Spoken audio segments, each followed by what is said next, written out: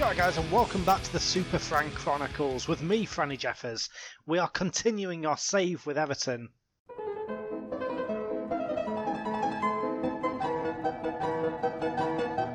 If you've not seen episode 1 of this, I encourage you to go watch that first. That is our first season in the Championship, which, spoilers, we won! We won the Championship and we're up to the Premier League, and changes need to be made, and I'll tell you why. First of all, let's just start on the screen here. First of all, we have got 3 players who want away. Tom Davies doesn't want to be here, which is a big blow. That's a gut punch for me, because we took Tom Davies from the youth squad and we put him into the first team. He's had a brilliant season, and now he wants to go, presumably because we're in the Championship, but we're not anymore. So yeah, unfortunately, it looks like Tom Davies might leave. Jose Baxter also wants to leave. He only played 10 times during the season and scored 3 goals, which I think were all penalties. Oh no, 2 penalties. But yeah, he's not played enough, so fair enough. Jose Baxter is going to be moving on. And Charlie Taylor, another big blow. We signed him for, I think, about £1 million. Yeah, £1 million at the start of last season, and he wants away. So as this save for me has turned a little bit moneyball-ish, as I've mentioned before, I'm happy to sell these players, but bids need to come in that I am satisfied with, and that is going to be probably 15 million each, I would say. I'd be happy with £15 million for Taylor or Davies. I would take that and bring in replacements for them. And another outgoing, not imminent outgoing, but another outgoing at the end of the 18-19 season, our first season in the Premier League, will be Tim Cahill. Tim Cahill's retiring in 2019, which is fair enough, because he's going to be 39 by then, the poor lad. He can barely stand up according to these attributes. But yeah, he played a decent amount for us last season. He played 34 times, scoring 9 goals and picking up a good average rating. So I reckon he's still got a bit part to play this season. I reckon he can still do a job. But other than those guys who are leaving, I still feel like we need to strengthen. We need to add Premier League quality into this squad so that we are ready when the new season starts. So yeah, I'm going to play on through the summer, and I will let you know what happens. See you in a minute.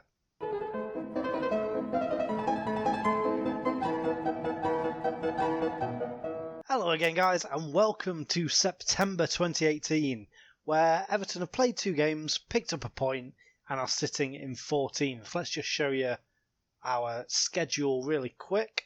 So we had sort of a mixed bag pre-season, partially because of my insistence that we play Real Madrid and Bayern at the end of the season, just to get us used to playing those quality teams.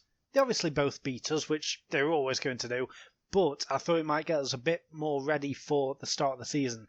And we picked up a point against Swansea, which I was sort of okay with. We didn't have a full squad for this game, and we picked up another couple of injuries during it, so a draw was fine. I think I said that in the last video, actually. An opening day draw is absolutely fine with me. I just don't want to lose opening day. One of our new signings got the goal for us as well, and more on him right now, because he also scored as we lost to Arsenal 3-1 at home. But I'll show you this kid in a minute, because he is very promising. And then we beat Swindon 2-0 in the Cup, with Ty Browning, who missed a lot of last season through injury, and Sebastian Wassel, who is one of our youth players to come through our academy. It don't get any easier for us because we've got bloody Man City away next. But anyway, let's show you what we did in the transfer window. So the very first thing that happened is that Charlie Taylor, our very good left back from last season, he left to join Bournemouth for £15 million, which is not bad if I say so myself, to sign someone for £1 million and then make a £14 million profit next season. That is absolutely fine. So Charlie Taylor has left us to go to Bournemouth. Young striker David Hennon we let go on a free, and he's since joined Colchester. So good luck to David Hennon. Jose Baxter we have sent out on loan. We've not transferred him. We've sent him out on loan to who else but Blackpool. Blackpool FC. He is currently injured. He got a dislocated shoulder. But yeah, he will be playing for the mighty Tangerines. Seasiders. So I genuinely hope he gets a hatful of goals this season. And we've also let some young kids go out as well In terms of the incomings, the first thing that happened was that we snapped up Kurt Zouma. Not on a permanent deal, we got him on a season-long loan, which I ummed and ahed about for quite a while because, as I say, I'm quite influenced by moneyball for this save. And loaning someone is especially a paid loan, which it is a very un-moneyball thing to do. But I thought we'd make a special exception in this case because we needed that top quality central defender, which Kurt Zouma definitely is. Physically, he is up there with the best in the game. Mentally, he is just very, very good, very solid. And technically, he's absolutely fine. In the areas that a centre-back needs to be, he is great. So yeah, we've picked up Kurt Zouma. I think, all in all, we're paying him 23 grand a week. We're covering that amount of his wages. And I think all in all, we'll probably end up paying about 3 million to Chelsea for this loan, which isn't a great deal. So, yeah, very happy to have Kurt on board. We picked up Simon Tibbling. And this was very much a Moneyball signing. We picked him up from FC Groningen in the Eredivisie, where he's had 2 very, very good seasons. He's not really scored many goals or got many assists, but he's got a very, very solid average rating, and he's versatile across everywhere in midfield. He can definitely play left central, defensive and right midfield, and he can sort of play the attacking roles as well. So I'm very glad to have him, and I brought him in specifically because I want to have a plan B this season. I don't want to only have the 4-2-3-1 narrow. So I'll probably, most of the time, have Simon on the bench if we want to go to like a 4-1-4-1 or a 4-4-1-1 or a 4-4-2. He can play on either of the wings or at the defensive midfield spot in those formations, and he'll just make life a lot easier in that way. So welcome to the club, Simon. 3 million as well, not bad to say the seasons he's just had. The next signing we made was a replacement for Charlie Taylor at left back. We've signed him from Ajax, again in the Eredivisie, where he has had a good season last season. He also had a decent season in the Championship for Norwich in the first season of the game. But yeah, Mitchell Dykes has joined the club. He has been capped for the Netherlands. He's 6'4". He is quick, strong, mentally just brilliant, technically fine. And yeah, he will be good going forward and defensively. And he's the last piece in the puzzle of a back four of fucking tanks. Just a brilliant back four. Also to bolster that back four, I brought in Igor Lichnowsky, who is a player, to be honest, I've never heard of him before. We've actually signed him from Universidad de Chile in the Chilean First Division, but he used to play for FC Porto B, that's what it was. But he's recently gone back to the club where he started his career, and then we've signed him for £4 million. And he's just had 2 very good seasons. Obviously, it's a bit of a step up to play in the Premier League as opposed to the Chilean First Division, but I reckon he's got everything he needs to succeed. The big 3 technical centre-back attributes are there, and they're fine. He's determined, he's hard-working, he positions himself well, he's a team player. Just everything down here is fine. And apart from the fact that he could probably do with a bit more pace, his physicals are fine as well. He's got 14 caps for Chile, so he's an international. I reckon we've got a bloody good deal. He's already worth more than twice what we paid for him. That's not right. Less than twice what we paid for him, but just about. And he's on fuck all for wages. He's on 13.5 grand. So Igor Lichnowsky, I think, could be a dark horse this season. He could prove to be a shrewd bit of business. Now, last season we only had Charlie Taylor at left back, and when he left we had 0 left backs. Well, 0 senior left backs. So as well as Mitchell Dykes, I've also brought in Ben Chilwell, who I'm guessing, he's a bit of a wonder kid, and he has been for a couple of years, and he is in real life as well. He came from Leicester. We've bought him for £5 million. He's not really played that much football in the last few years, but his potential's high.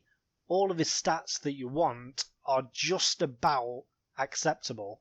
So I think he'll be a good understudy to Mitchell Dykes this season.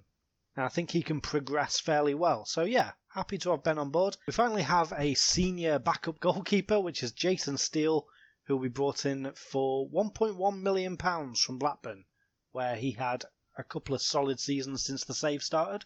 And he's just that, he's a solid backup keeper. It actually took me a really long time to decide who my backup keeper was going to be. But Jason Steele ticked all the boxes. We're paying him practically nothing. We bought him for practically nothing. And, he's big, he's got good attributes everywhere. And he's a decent age as well. He's probably going to come into his prime in the next few years. Now, this is where it gets interesting, because I reckon this man could prove to be the shrewdest piece of business that I've done so far in this series. Possibly, he could prove to be the shrewdest bit of business I've done in Football Manager 17. His name is Rafael Santos Borre. I like saying it like that. I don't know how it's meant to be said, but I will call him Rafael Santos Borre, unless I forget. We've signed him from Atletico Madrid for £875,000. And he spent the last couple of years on loan at Villarreal, where he didn't really play, and then on loan at Almeria, who are a fairly big club in Spain. They are in the second division, or they were last season anyway. But yeah, they're a decent club, and he scored 10 in 20 with a good average rating, a couple of assists for good measure. So I brought him in, and as you've already seen, he's already scored 2 in 2 against Swansea and Arsenal. So keep an eye on this lad, Rafael Santos Borre. He's also very versatile at the front. Even though he can only play striker, he can play deep line forward, poacher, advanced forward. He's also decent at the other roles, even target man's there. And finally, my last senior signing. There have been like a number of young kids I've signed who I won't show you until they maybe get a look into the first team. But my last senior signing that I've made is Carlos Greso. Again, no idea how to say that name, so Greso is how I'm going to say it. I've signed him from FC Dallas in the MLS for £4.3 million. Again, he's had a good few seasons. He's performed very, very well for FC Dallas, so I thought he might be worth a punt. He's very determined, very hard-working, good tackling and marking and aggression. I mean, good attributes. Good attributes all over the place. If he had to pick a fault, he could probably be a little quicker and faster. Maybe better positioning and concentration. But that is very nitpicky, because overall, he's very, very good. And he's a full international for Ecuador. And he fits the mould of the team I'm trying to build. So yeah, Carlos Greso is in. So yeah, there's still a few question marks over who's the best player in quite a few of these positions. But I think this is my best 11 going into the season, and it might change during. So we've got Joe Robles still in there, very solid last year. Know I can depend on him. Across the back we've got Dominic Iorfa, Kurt Zuma, Thomas Callas and Mitchell Dykes. The midfield two, Dan Gosling and Liam Bridcut. Maybe Greso at some point, because my coaches think he's better than Bridcut. I've not seen much of him yet. I chucked him in against Arsenal and he got a 6.3, which, I'm fine with. It's his first game in the Premier League, and I put him against Arsenal, so it's probably fair enough. Tom Davies, by the way, is currently in the reserves waiting for someone to make him an offer. It's not been done yet, and the transfer window is closed, so I might try and integrate him back into the team at some point. But yeah, he's still here, but he's sort of stewing with the kids at the minute. Attacking midfield, we could probably still do with an improvement. We've still got DCL, Liam Walsh and Chani Tarashai, with Rafael Santos Borre or Emre 7 as the strikers. Emre 7's not played much this pre-season. He was injured. So yeah, maybe him when he's back fit again. Yeah, I'm going to go play through till the start of January, and I will see you then.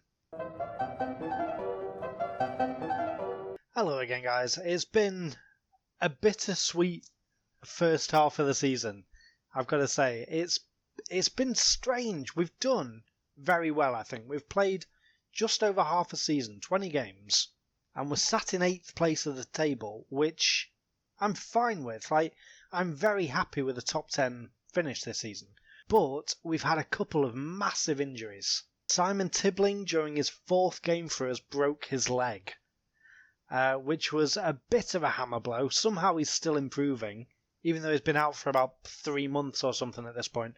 But yeah, that was not great news, because he was Mr. Versatile, Mr. Backup in every position. So to lose him was a bit of a blow. So Simon Tibling's Everton career has not really kicked off yet, which is a shame. And if that wasn't bad enough, arguably our best player of last season, Shani Tarashai, damaged his Achilles tendon in, I think it was October. And so he's been out for a couple of months already, and he's still got about 7 to 10 weeks to go until he's back in training. So that was a bit of a blow. He's only played 8 games for us and scored 2 goals. So his season is also yet to really kick off. We did sign him to an improved contract in the summer as well, on 60 grand a week. But that was before he damaged his Achilles tendon.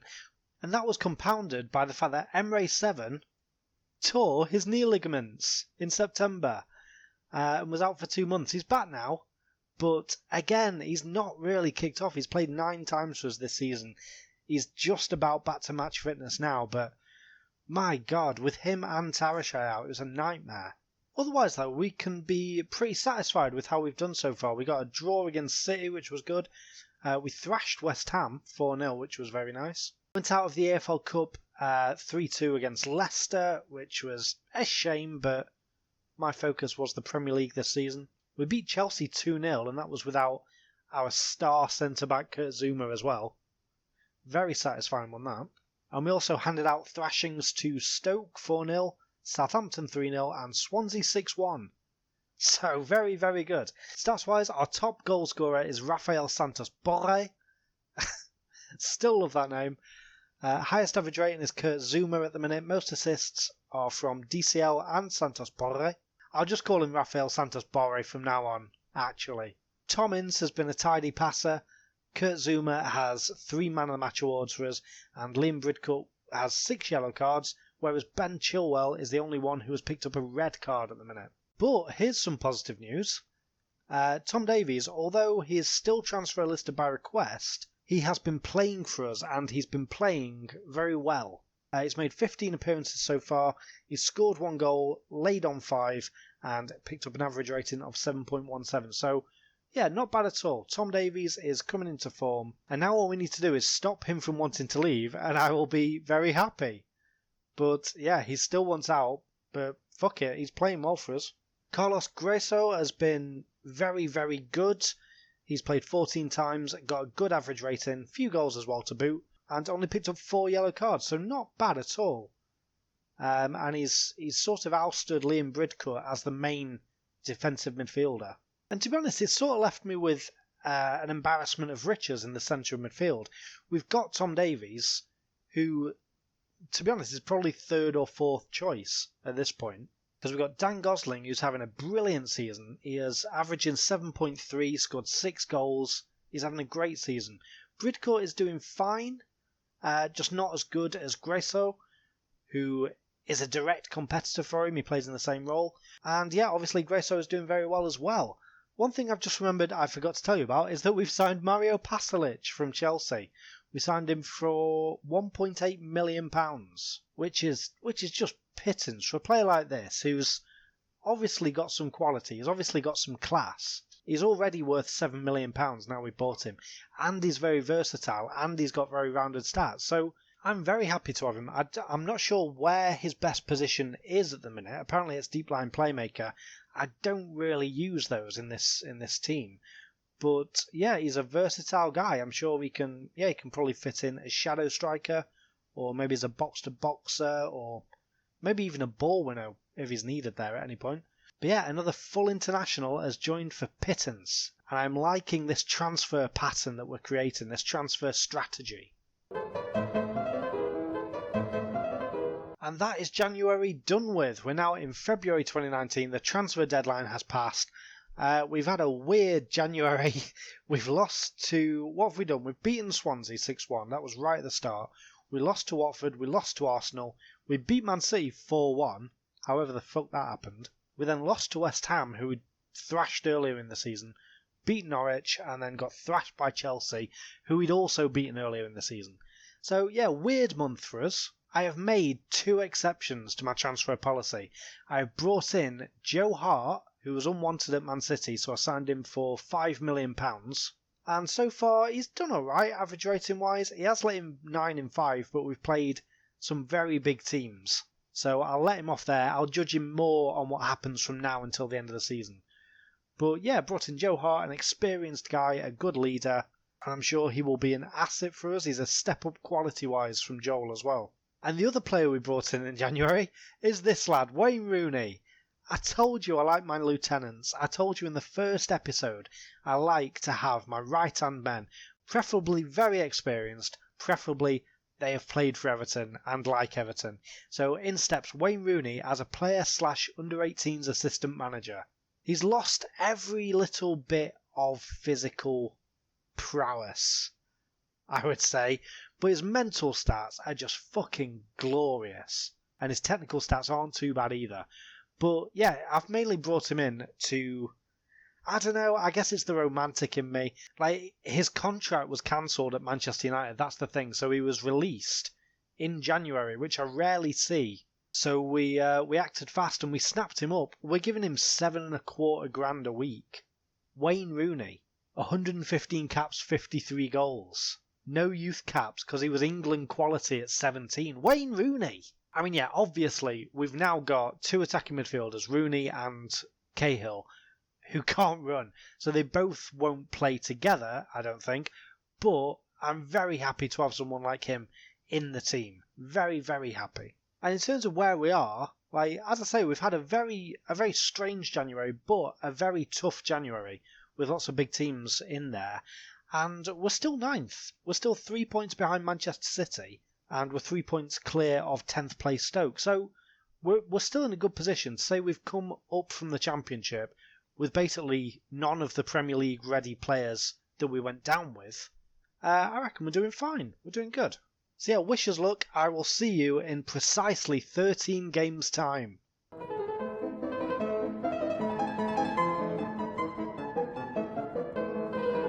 And there it is, the end of Season 2. And a very respectable 9th place finish for Everton. We finished behind Southampton and West Ham, which in real life I wouldn't be happy with. But as a team who has been promoted, I am over the moon. 9th is fine. We had a bit of bad form, like January sort of kicked it off. We had a few defeats in January, and then in February we played Manchester United and Tottenham, and we lost against Liverpool. But yeah, we were unbeaten after the 23rd of March. So for the last 2 months of the season, we were unbeaten, and we got some decent results. We thrashed West Brom here. We beat Southampton. We beat Stoke.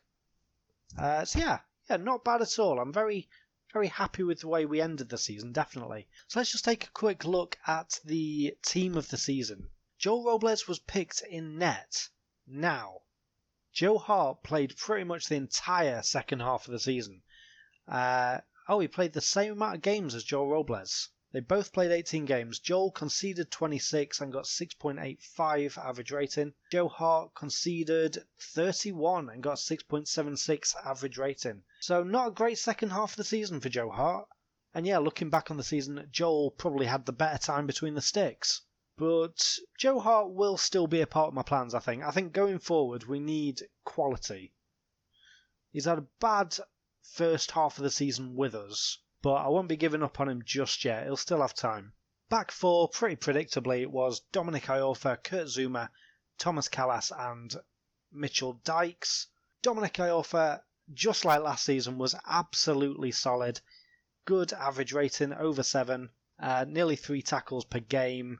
And yeah, he's improved his attributes quite a bit as well. So, good debut season in the Premiership for Dominic Iorfa. He is wanted by Stoke and AC Milan, which might turn into a worry, but at the minute, very happy with him. Kurt Zouma had a fucking fantastic season.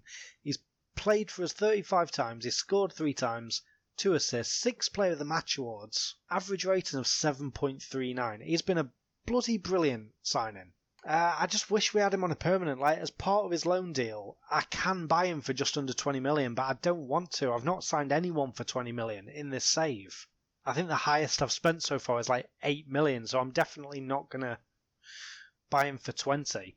But, I don't know, maybe I'll see if I can loan him out again. It's definitely something to look at. I might see if I can get him back for next season. Thomas Callas was really good as well. He played 37 times, a goal, an assist, and a Player of the Match award, and 7.08 average rating. very, very solid. And he's a good, He's a good contrast to Zuma. He works well with him. Because Zuma is very much the old-fashioned brick shithouse kind of defender. Whereas Callas is the, slightly shorter, slightly leaner, quicker, more skillful defender. A ball player and a limited centre-back. So, yeah, very nice combination, those two. And Mitchell Dykes as well has had a very solid season. His average rating was over 7. He played 31 times for us. He got 5 assists. And yeah, just very, very good. And I love looking at these attributes, especially the physical attributes. He's very well rounded. This is the most interesting bit for me. Who gets picked at the 2 central midfielder spots in the team of the season? So the first one is Carlos Gresso, who I think has definitely earned his place in this team of the season. He's played 32 times for us. He scored 6 goals, and 6 good goals at that. Average rating of 7.15, 4.78 tackles a game, which is just bloody brilliant. And yeah, just very, very good. We signed him for, 4.3 million. And he's now worth 12.5. He's had a great season, great debut season in the Premier League. And next to him, probably wouldn't expect it, but it's Dan Gosling. Ahead of Bridcut, ahead of Davies. Dan Gosling gets picked in the other central midfielder spot. He played 30 times. Again, he scored 6 goals. Solid average rating, over 7. And yeah, to be honest, as a real-life Everton fan, I didn't like Dan Gosling. I did not like him at all because of the way that he left to go to Newcastle. He was really starting to take off at Everton, and then he decided, no, fuck you, I can do better. And he ran down his contract, left us for Newcastle on a free, and then broke his leg, which was, kind of poetic, but I felt a bit sorry for him. But in general, I just didn't like him, and now I do, because he's played very well for me in these 2 seasons. And he's been a good option to have sort of alongside Bridcut or Grayso, because he's the one who he links up the play with the forwards as well as getting back to do the dirty work. He's a sort of budget James Milner, I think. I think that's what he is. Yeah, he's just an all-round midfielder. He does the simple stuff and makes it easier for everyone else. He'll be one of those players that the other 10 players on the pitch say they're glad that he plays alongside them. Do you know what I mean? They're glad when he plays. The attacking midfielders. In fact, Tom Davies actually did get in the team of the year. Just not somewhere where he can actually play. He still can't really play as an attacking midfielder. But Tom Davies, who you'll notice, no longer wants to leave Everton, and he has signed a new contract with us. Good lad. He had a bit of a sketchy start to the season where he was in the reserves, he wasn't playing, and when he was brought in to the first team, he did very well. So he kept playing and playing and playing, and eventually he just realised that he was happy. He was happy where he was. He's still wanted by Borussia Mönchengladbach, but I reckon we can fend him off. He's worth 12.5 million. He's still improving. He's on a big contract now. I don't think I'll be letting him go anytime soon. Next to him was DCL, Dominic Calvert-Lewin himself, who attribute-wise still looks very much like a sort of teenager. He's not a very well-rounded player at all. He's got things that he is good at, and he's got things that he's very, very bad at, such as tackling or marking, positioning, teamwork, vision. But yeah, I guess I don't ask him to tackle, I ask him to be an attacking midfielder, and he does that bloody well. He's scored 8 goals this season, 6 assists, and 7.16 average rating. The third attacking midfielder is Ademola Lookman, who, to be fair, still isn't really that comfortable playing as a central attacking midfielder, but he has grown into it this season, and he's played very solidly. He's got over 7 for his average rating, which is absolutely fine. 8 goals and 4 assists. Can't ask for anything else from a young lad. And up front, Rafael Santos Borre, who scored 9 goals in 29 games, partly due to the fact that in the second half of the season I used Emre 7 a lot more. So once Emre 7 was back from his torn knee ligaments, he started playing and playing and playing, and in 23 games he actually scored 10 goals and got 7 assists. So it's slightly surprising to me that Santos Borre is actually in the team of the season. But to be fair, he's had a very, very good debut season for us. Fans' player of the season was Kurt Zouma. Pretty good shout. Dominic Iorfa came second. And third was Liam Walsh, who I've not even mentioned this episode, I don't think. So Liam Walsh just came into the team whenever we needed him. I felt like he was a bit lightweight to just have as a starting Premier League player all the time. But he still made 24 appearances, he scored 5 goals, got 6 assists, and a decent average rating, 7.18. So yeah, he's had a very good season, and he's worth 8.25 million. And that's brilliant to see. When you take over and start a challenge like this, and you want to bring your own club's youth players through, and this is the bit where they get to the point where they are worth something like 8.25 million. It's the time when they stop being a kid from your youth academy and they start being a player with a price on his head and a player who other teams in the Premier League might be interested in. But yeah, he's had a good solid season, Liam Walsh. Good solid season. So I said that Carlos Guesso scored a few good goals, and this is one of them. Goal of the season, just rifled in with his right foot on the edge of the area. And I believe that was the match that we won, 6-1. Signing of the season was Mitchell Dykes for £6 million from Ajax. As I've already said, very, very satisfied with Mitchell Dykes. Very good player. I would highly recommend him for a cheap left-back option. And young player of the season was Kurt Zouma, again. So, yeah, very good. Top goal scorer, despite not getting into the squad, was Emre Seven with that brilliant second half of the season he had. Highest average rating was Kurt Zouma, unsurprisingly. Most assists was Tom Davies. I don't think I mentioned that before, actually. He got 9 assists. Very good in the games that he played. Liam Bridcut was the tidiest player. Most player of the matches was Kurt Zouma. Most yellow cards was Gresso, but only with 11, which isn't that many. I think Bridcut got about 25 or something last season. And we only had the 1 red card all season, which was Ben Chilwell. Chilwell himself had a pretty quiet season, but it was his debut season. It was his understudy season. So we should still be able to get more out of him. But at the minute, he's gonna have a job getting past Mitchell Dykes. I mean, literally, the guy's a tank, but also in terms of the squad sheet. This screen here has raised a good point. I'll just go through it in order and I'll tell you when I get to it. So we're expected to get relegated this season, but we achieved a top half finish. Very good. Finished 9th. Went out in both third rounds of both cups. Best match of the season was our 4-0 win against West Ham in September. And the worst match of the season was our 3-0 loss away at Man U. But, a 3-0 loss against Man U, I can take that on the chin. Total players used 34, which was the highest in the Premier Division. And that's partly because of the bizarre number of injuries we had before January. But it's partly just because we've got a lot of good young players. So yeah, I've given a fair few players their first moments of Premier League football. And I'm hoping I'll be able to give some of them more next season. But I'll probably introduce you to them next season as well. But this is the bit I wanted to talk about. Average attendance was nearly 46,000, 91% full. Now, Goodison, in real life, does not hold, what will that be, 50,000. It does not hold 50,000. And it's made me realise that I think all through these 2 seasons, I've failed to mention to you the amount of stuff that's gone on behind the scenes. Because we've had so much money from doing our transfers the way we have done and keeping our wage bill low and making sure we get good value for money when we're buying players, it's meant that we've had so much money to spend on just the infrastructure at the club. So Goodison Park, first of all, has gone from being a 40,000 all-seater stadium to a 50,000. We've now got state-of-the-art training facilities, top youth facilities, youth level 1, which is the highest it can be, exceptional junior coaching, which I think is the highest it can be, and well-established youth recruitment, which isn't quite the highest it can be, but I'm sure we'll get there in time. So the amount of work that's been done behind the scenes, the infrastructure of the club, is just excellent. And now we can start bringing even more brilliant young players through. But yeah, that is where I'm going to leave this episode of SuperFran, guys.